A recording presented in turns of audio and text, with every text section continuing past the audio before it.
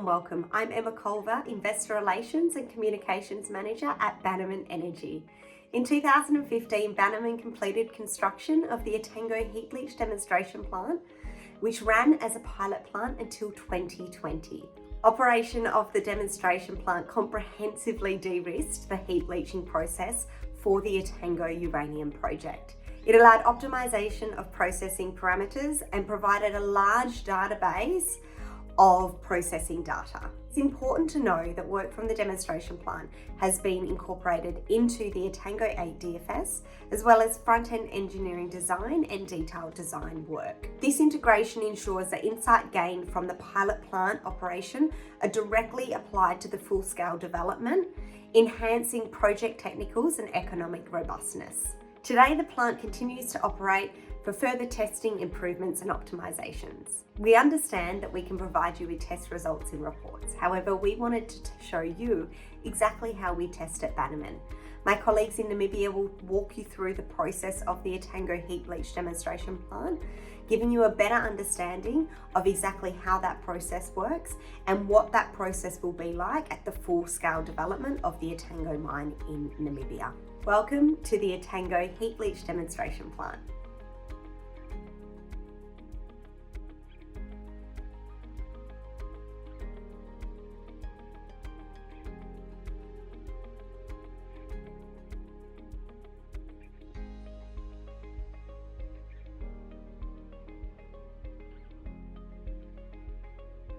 Mr. Orebody, Tinus, always good to see you.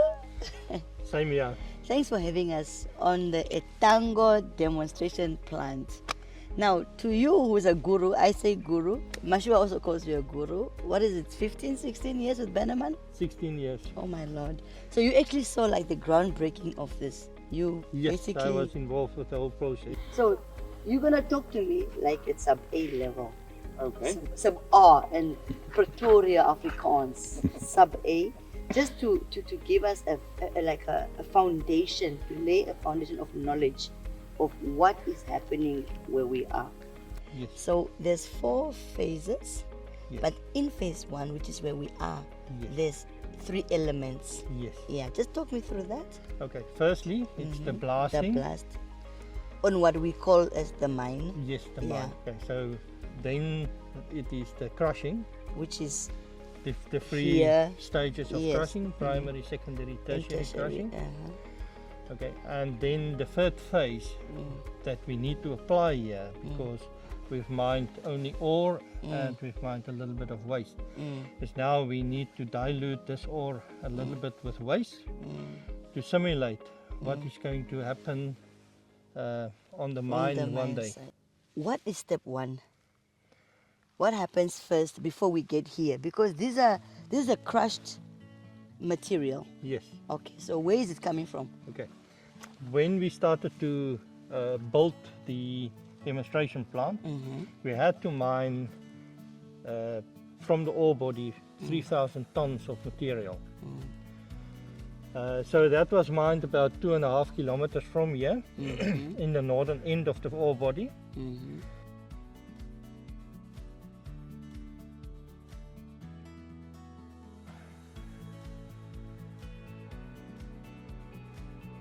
And we brought the blasted rock here, we stockpile it. So then we had 3 mobile crushers here. So there was a primary crusher, a secondary crusher and a tertiary crusher. Okay, like step 1, step 2, step 3. Yes, Okay. so first they went to the primary crusher, which crushed them to smaller pieces, around 150 millimeter, Okay. the biggest piece. And then it went into the secondary crusher, which break it down to about 20 millimeters. Half of the first Yes. size. And Then then the it third went one? into the tertiary crusher, which is a high pressure grinding roll, which is also going to be the same in the plant, like the refining big it. project, yes. And it actually crushed it to a top size of 10 millimeters. I get it. Yeah. So step 1, we blast it Yes. and then transport that rock onto site. Yes. and crush it in 3 phases. Yes. Primary, secondary, and tertiary. Okay, and then we stockpile it. Yes. Okay, and then what happens from here? Okay. From here on, we need to prepare our sample to actually process it through the plant. Okay. So the third step is then blending Okay. and homogenizing of the sample that we're going to test in the heap leach. Okay. And then this is what this machine does. Yes. Okay, so can you explain that? Yeah, I can So explain the whole it's like process. a recipe and it's equal portions or what? Yes, I'll explain the whole process. As we underneath the cover. covers there, we've got the ore. Okay, so we will take 30 tons of the ore, put them on a heap, and then we will take about Some waste. 1,500 kilograms of the waste, Okay. and we'll put that on the same heap. Uh-huh. Okay, then we will take with the front end loader the material, pick it all up, and put it through this device here, which is a quarter splitter. So it will be in So- 4 pieces. Yes. Okay. So the splitter just helps us to actually mix everything very thoroughly, so that at the end we've got a homogeneous sample. So we've got the same grade That everywhere represents through that what sample. will happen on the Yes. on the bigger site. on the Etango mine. And then this is the one that now goes to the No, agglomeration. That goes into the agglomeration. Okay, so let's that go to is the the first agglomeration now. The first step So I'm completed. learning new words as well. Agglomeration. Yes. Thank you. All right, we're at the second phase of the process, which includes agglomeration and stacking. And Tinas, just take us through. What exactly are we looking at? Okay, so behind us here we would have the agglomeration drum, the feeding hopper, as well as a tank for binder, a tank for concentrated sulfuric acid, as well as water. Okay. And why are these together? What's important about it? So for the agglomeration is you want to prepare the ore for the leaching process. Right? So the agglomeration, basically what it does, it's actually binding smaller particles to bigger particles. So it makes it easier for the leach solution to percolate through the stacked material. Right. Okay. So you don't get any channeling in the leach process, which makes it less efficient. Okay. You mean the blockage of the acid to Yes. see through? Yeah. Okay. Yeah. All right. So during agglomeration, we actually feed the ore into the feeding hopper. It goes up with a bucket conveyor, and it goes into the agglomerator. The agglomerator drum is spinning around, and then we've got pipes inside the agglomerator, Okay. the drum, which we call lances. All right. And through these pipes, that's how we add the acid and the water and the binder. Okay. So we add acid to at the rate of 6 kilograms of sulfuric acid to 1 ton of ore, and the water we add to basically to get a moisture content of the agglomerate, or to about 12%. Okay. The binder is added at a rate of 150 grams per ton of ore. Oh, okay. Yeah. Okay. So after this process is complete, when does it get onto the conveyor belt, onto the crypts? So it falls directly from the agglomerator drum through that chute onto the conveyor belt. Okay. This conveyor belt is actually picked up by the crane over on top there, and we pick it up the conveyor belt, and we open up the doors of the crib, Yes. and we lower the conveyor belt to the bottom, and we start stacking from the bottom upwards. We never let the agglomerate fall more than 1 meter, because it breaks up the agglomerate and it compacts. Then if you compact it, you don't have a very even percolation through it when you're Okay. going through the leaching. Yes, yes. Okay, so as we fill up the crib from the bottom upwards, we just pull up the conveyor as it fills up, Okay. and we close the doors underneath till it's stacked to height of 5 meters. Okay, not up to 6 meters. No, the stacking height for the commercial heap will also be 5 meters. So we test it at 5 meters. Okay. All right. And that's done for every of the 4 crypts. That's done for all 4 of the crypts. All right. Tinus, thank you for taking us through the agglomeration process. We have a better understanding of what that is. Yes. So right now, what you are looking at behind us, you are seeing the view of the demonstration plant, the crab where we had our solution stacked and it was leached. Tinus, for more clarity, please take us through the leaching process. Okay. Now the leaching process basically consists of 2 steps. Firstly, we need to prepare the leach solution. So how we do that is we basically mix water with acid, and we add a little bit of iron in the beginning, not always, and we add some peroxide. So at the end, the solution that we use for irrigation contains around 1.3% sulfuric acid, or you can also translate that to 13 grams per liter of water. Yes. So now we put that in the irrigation feed tanks, and with a pump we pump it up to our irrigation drippers, which is on top. Yes.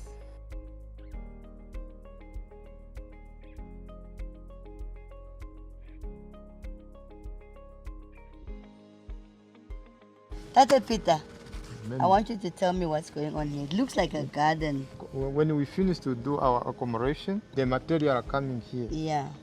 It That just material. Came, yeah, from Yeah. there. It's coming as a heap. Yeah. We need to level it. All the both sides must be equal Equal, okay. and the same level. When we finished to do that, we put our irrigation Solution, which is coming from, feeding tank. okay. So now those lines have got the holes and they are dripping. And now when it starts to irrigate, when it starts to drip, we actually have a 4 square meter area on top there, and we feed it at a rate of 15 liters per square meter per hour. So into the crib you will have 60 liters that's been fed per hour into the crib. Okay, so over a period of 24 hours, you will have 1,460 liters going through the crib. Wow. Okay. So that basically is the leaching process. It works like a percolator, a coffee percolator. Right. Okay, so you've got your coffee grind in a filter, and then you put the water through, and it percolates slowly through, and it actually leaches out the taste of the coffee into the beaker at the bottom. The same happens here. It's just that the solution has now percolated through the ore, and it's taken all the uranium with it, and it ends up in the tank at the bottom. Right. Okay. So we actually leach for a period of 22 days. 22 days in total. Yeah. For the first 12 days, we actually collect it in one tank. Okay. And that is called PLS, which is the pregnant leach solution. Right. So this PLS will contain around 80 to 85% of all the uranium that's present in the crib. Okay, the last 10 days, we basically leach out the remainder of the 8 or 10% of the uranium that's still left, but the concentration is very low. Yes. The last 10-day solution we actually call ILS. ILS. Yeah, which is intermediate leach solution, and we use that to actually irrigate the next crib. Right. Okay. Okay. So now, if you can compare it with the coffee making process, so what we will have in that tank would be the espresso. The espresso. Yes. Yeah.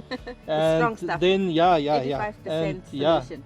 and then the ILS would be Instant. Yeah, maybe instant, or you can a latte or something like that, where you add milk, and it's very much diluted. You know, Okay, okay. the weaker stuff. Yes, yes, Yeah. yes, yes. Okay. And what is the next process after we've held now our espresso in these tanks? Yes, We'll go to the next stage. we will go to the next stage, Mhm. which we will call the processing stage. Let's go.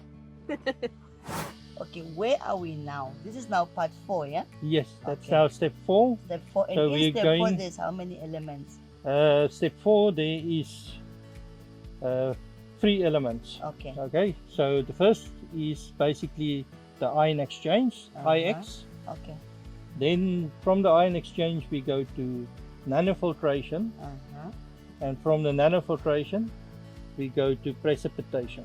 The first step now. First step now is basically during the leaching Yeah. we produced what we called the PLS, and now that pregnant leach solution, which is the double espresso, as you Yes. Yeah. pointed out, Mm. yeah, it needs to go through the ion exchange phase. Okay. What during the leaching we produce about 14,000 liters of PLS. Yes. Okay. Now this PLS has got a grade of around 300 ppms of uranium. Okay. And you need to take that out. Now we need to Filter it out. filter that out. Yeah, Yeah. yeah. So we put it through the ion exchange process, Okay. where we've got the ion exchange resin. Now what happens with the ion exchange is you exchange ions. We basically exchange sulfur ions for uranium ions, Yeah. because in the PLS Mm. the sulfuric acid grade is very low. It's around 0.5 or 0.5%. Okay. Okay, so then the uranium grade is very high. Okay, now So when it yeah. goes here, it actually exchanges sulfur ions for uranium ions. So the uranium ions load on the resin. When we put that 14,000 liters of PLS through the ion exchange, Yeah. we end up with a concentrate at the end. That's around 600 liters. And the grade is now, instead of the 300 ppm that it was in the PLS, it's now 5,000 ppm. Okay, so and you've reduced the 14,000 liters to 500 liters. Yeah. But when we were having our briefing, Yes. Werner said something about another particle sticking to the iron. Yeah, obviously in the iron also load on the resin. Okay, so we've got another step in the ion exchange. The ion exchange we can basically have in 3 steps. Okay, first we load the resin. After the resin is loaded, we actually do what we call a scrubbing.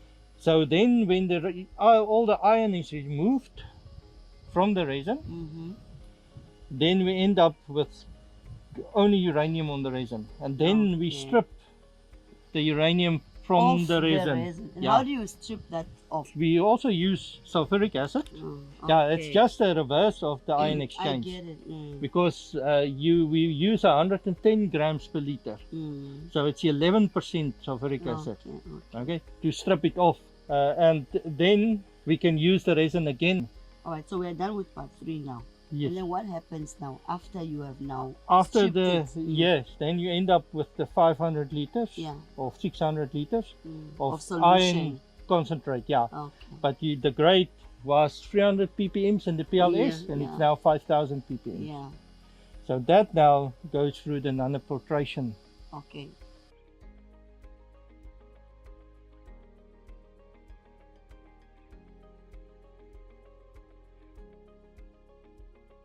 The eluent of eluate that we are capturing from the ion exchange columns is what we are storing here in the bucket, which we are saying this is our gold that we have it here. So from each bucket that you are seeing, it's now the eluent that we are getting from, which is uranium.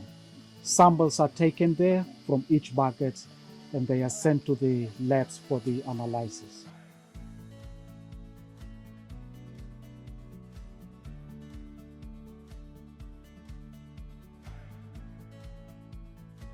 So we have gone through the ion exchange process, and with me is Natalie Pisari, our metallurgist. Natalie, take us through this process, because I believe we've got something very special here and we need to get it to this. Yes, so this is what we've seen to come out of the ion exchange columns. And we said it's at a concentration of around 5,000 parts per million uranium. Right. Now it's already quite concentrated, but in order to reduce volumes, also equipment volumes, which makes it more efficient. Easy to transport and Yes, exactly. Easy to transport, store, and all of that. We want to concentrate it even more. So then we will have a nanofiltration plant, which makes use of membranes to sort of, let's say, concentrate it even more. Yes. It's acid selective membrane, so all of the acid gets recovered, and that is, so it has a dual benefit. The nanofiltration, you concentrating the solution by about 20 times, so from around 5,000 it will go to around 90,000 parts per million. Really? Yes. From and 5,000? Yes, so this volume will then fit into that small bucket, and at the same time you're recovering all the acid which gets used in the heap leach that we saw previously. Okay. So yes, And you said from 5,000 to around 90,000. 90,000 Yes. parts. So we've done our nanofiltration from Yeah. 5,000 parts per million to 90,000, literally. Yes. So what happened to this beautiful golden product? Because this is now almost equivalent to a triple espresso. If that's Yes. Tell us from this process what happens. So it still has a couple of stages to go through. So what will happen to this, it will get actually re-diluted just a little bit to get to that optimal concentration, and then it will go into the precipitation tanks. Now precipitation is where you get it from a solution to actual solid particles, solid crystals. So what happens there is, first we bring the pH to the optimal point, and so the acidity level, and that's very important because there's different species that could precipitate, and there's only one species that we actually want in the yellow cake. We don't want the unwanted species, and they all have their preferred acidity level, so the preferred pH. Okay. So we want to bring it to the pH that is the one where we get what we want. Okay. And so we do that through the addition of sodium hydroxide. Once we get to that point, then we start adding hydrogen peroxide, Yes. which is what actually makes the uranium precipitate. So yeah, as I said, from solution it will go into particles, into crystal particles. Yes. And then this precipitate will go into a thickener, where it gets thickened to a paste-like consistency. And part of that will actually get recycled back to the precipitation tanks, because that helps the new precipitation particles to form. Okay. So they grow. The particles become bigger and bigger, and every time it makes it easier in the thickener to achieve a nice thick paste. Yes. And so with this thick paste, now all that's left to do is actually dry it. So yes, and then it will be dried and ultimately calcined. Okay. And once it's dried, it's still yellow. Once it's calcined, which means it gets heated at around 850 degrees Celsius, it actually becomes gray.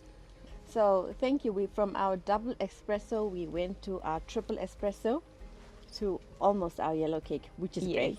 But we'll get to that. Yes. Thank you, Natalie.